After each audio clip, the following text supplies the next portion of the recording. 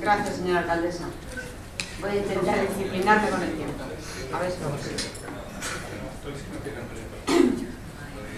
Bien, como venimos señalando a lo largo de la mañana, el presupuesto del Ayuntamiento de Albacete disminuye en 9 millones de euros en la propuesta que se nos trae 2012 respecto a la previsión inicial del 2011 y sobre todo lo hace en dos partidas, los gastos de personal y el capítulo 4.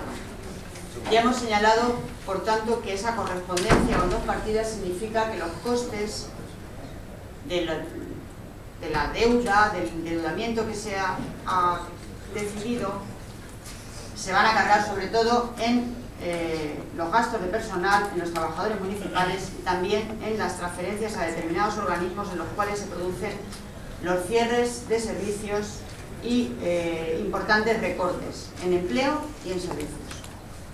Por ejemplo, entre las escuelas infantiles, el Instituto Municipal de Deporte y la Universidad Popular de Bibliotecas se producen 4,5 millones de descenso del presupuesto del conjunto de los 9 millones que desciende el del 2011, la propuesta de 2012 respecto a 2011.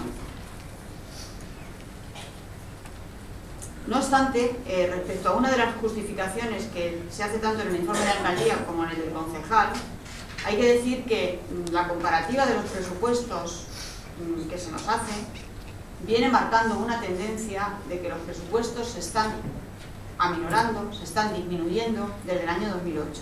El año 2008 el presupuesto del Ayuntamiento de Albacete era 169 millones de euros, en el 2009 ya se redujo creo que 10 o 12 millones, en el 2010 la propuesta de presupuestos también se aminoró en 9 millones y esta misma se modificó en el presupuesto prorrogado del 2011. Es decir, no hay nada nuevo porque desde que fue consciente el anterior equipo de gobierno de la crisis, de las consecuencias de la crisis y sobre todo del cierre presupuestario con remanente de tesorería negativo muy elevado del año 2009, se han tomado medidas, las que se han podido tomar en función del momento. No se podía pedir un préstamo a medio plazo cuando faltaba un año para cerrar la legislatura, lo hemos dicho hasta la saciedad. Y sí se pusieron en marcha medidas anticrisis y medidas de ahorro.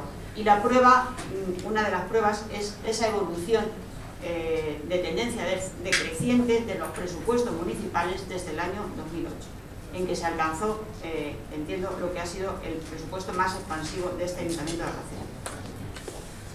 Como también hemos señalado, las partidas que crecen en este presupuesto son las relativas a los gastos derivados de los créditos bancarios, gastos financieros y amortizaciones de préstamos y otras operaciones. Crece el gasto en 1,14 millones de euros en el capítulo 13, en intereses fundamentalmente, que se incrementan un 40%, y en el capítulo 9, en amortizaciones, que se incrementan un 84%.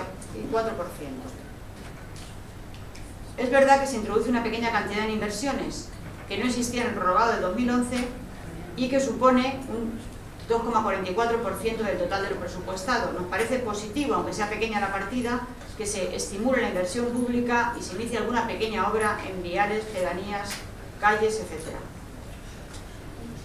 Sin embargo, antes de entrar en algún detalle en comentarios sobre las distintas partidas, me voy a centrar en el discurso del Partido Popular que enhebra para justificar y ahondar la propuesta. Se parte de que hay que justificar el plan de ajuste y el tremendo recorte en empleo y servicios que supone por la caótica situación previa y la necesidad de sanear. Centran sus críticas en la gestión previa. Es falso que no se tomaran medidas, es falso que hubiera gastos superfluos y derroches. Sí que se tomaron medidas, como prueba la propia evolución de los presupuestos, y porque además algunas de las medidas que se tomaron ustedes las están manteniendo. Por ejemplo, la centralización de compras, que es otra de las alternativas que pusimos sobre la mesa y que desde luego nos parece positiva y que se ahonde en ella. Venden el pago a proveedores como gran logro, desde luego necesario, pero se podría haber secuenciado, no todo a base de préstamo, priorizando el pequeño comercio autónomo sobre las grandes empresas que tienen más cintura económica para aguantar una deuda parcial. Y ustedes han priorizado quitarse eso de golpe, que los bancos hagan caja y ya veremos cómo se reparte entre el conjunto de la población. El precio de este plan de ajuste, si nos retiramos en ello, nos reiteramos en ello, es la bajada de la partida de personal y de los organismos autónomos. Utilizan para enmascarar esto el populismo de ciertas medidas como la congelación de salarios de la corporación, en la que estuvimos de acuerdo, y la reducción a las aportaciones a grupos políticos, en que inicialmente estuvimos de acuerdo, y desde luego con la sorpresa de la rebaja del 75% unilateral de la alcaldesa, pues también otro nuevo ejemplo de la capacidad negociadora y de diálogo que tiene este equipo de gobierno. Han provocado una gran bajada del empleo público, ni contratan, ni reponen las jubilaciones, amortizan plazas, suspenden la oferta pública de empleo, dejando a miles de personas que incluso han pagado sus derechos de examen, como son los, creo que 1.500 o 2.000 personas que se han presentado a las 4 plazas previstas de personal del servicio doméstico, y que ahora con el cierre de las cocinas municipales pues resulta que se quedan sin expectativa y habiendo pagado los derechos de examen. Ese tema tampoco se sabe muy bien cómo lo van a afrontar. Ustedes lo que pretendían es redimensionar el tamaño del sector público, como les gusta decir, entendiendo que está sobredimensionado y es ocioso según el discurso oficial del Partido Popular. Ese lema que antes me refería, no se pueden pagar los servicios deficitarios que no usamos o que no son obligaciones a prestar por los ayuntamientos, les sirve de coartada para pergeñar este destrozo, pero este lema oculta su tremendo desprecio por la igualdad de oportunidades y por los pilares del sistema democrático y del Estado social que se consagran en la Constitución. Gestionar lo público para garantizar derechos, recaudar para redistribuir. Este lema en el que ustedes se escudan es un canto al individualismo y a la insolidaridad, al sálvese quien puede, y se asimila a otros que también estamos escuchando en los últimos días de varios de sus dirigentes, que ¿qué culpa tienen los parados culpan a los parados por ser ociosos y buscar empleo con pocas ganas? Y era un poco la justificación que se hacía del recorte a la prestación por desempleo. Que los pensionistas derrochan fármacos, que paguen, puedan o no, mueran o no en el camino, o bien esa otra de Ana Mato, que planteaba que qué gasto tan excesivo la atención sanitaria a los inmigrantes sin papeles. El problema era el turismo sanitario de lujo, ¿no? En fin, no vamos a citar las palabras de Andrea Fabra, de las que ha tenido que desdecirse. Desde luego, no vamos a tener el mal gusto de recordarlas aquí. Pero, en fin, a las normas de no poder atender a los inmigrantes en la sanidad pública les están saliendo objetores entre el personal médico y sanitario, les están saliendo estos objetores a borbotones, incluso entre sus propios votantes. Los colegios de médicos han respaldado a las asociaciones de medicina de familia, que no van a hacer caso. Y cada vez tienen más contestación sus iniciativas. Resulta más ridículo su argumentario y queda más expuesta la ineficacia de sus políticas de ajuste duro. No han mejorado nada en estos meses. En el capítulo 1 nos encontramos con muchas incertidumbres, incorrecciones y desapego de la realidad.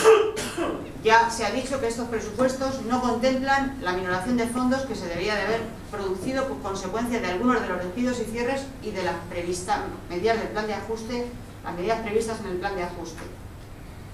Estos presupuestos no reflejan los despidos producidos en el IMD, en el Matadero, la Casa de la Solidaridad, el Patronato de las Escuelas Infantiles, las bibliotecas o los inminentes despidos de los profesionales del Centro Médico del IMD. Estos presupuestos municipales faltan a la verdad y al rigor al no incluir esas variaciones ya producidas, y no entendemos, como también se ha referido el portavoz socialista, qué fin oculto tiene esto. Esperemos que se nos aclare con el tiempo. Tampoco se reflejan, por ejemplo, hay una desfase total entre lo que estaba previsto ahorrar en el Matadero, una vez que se había previsto cerrar en el plan de ajuste, y lo que se ahorra ahora, o lo que disminuye el capítulo, ¿no?, previsto. En fin, respecto a los ingresos ya nos hemos referido, bueno, pues a la incertidumbre sobre que se cumplan las previsiones, y desde luego el deseo de Izquierda Unida es que se cumplan, que la recesión económica no impida que haya transferencias, que no disminuya el consumo, en fin, que la actividad económica repunte, aunque no parece que eso vayan a ser cambios previsibles, porque lo derivado, la consecuencia natural de las políticas que está aplicando el gobierno del señor Rajoy y desde luego la señora Cospedal son incremento de la recesión, incremento del desempleo, incremento de la población en riesgo de pobreza, incremento del sufrimiento para una gran parte de la población. ¿El tiempo? Bien, pues ahora seguiré con algunas cuestiones de las sala. Como he prometido a la alcaldesa que me iba todo regulado, que no me he regulado yo, vamos a hacer caso de la primera llamada de ahora seguimos. Muchas gracias, señor Sotos, por su apoyo. ¿Quién puede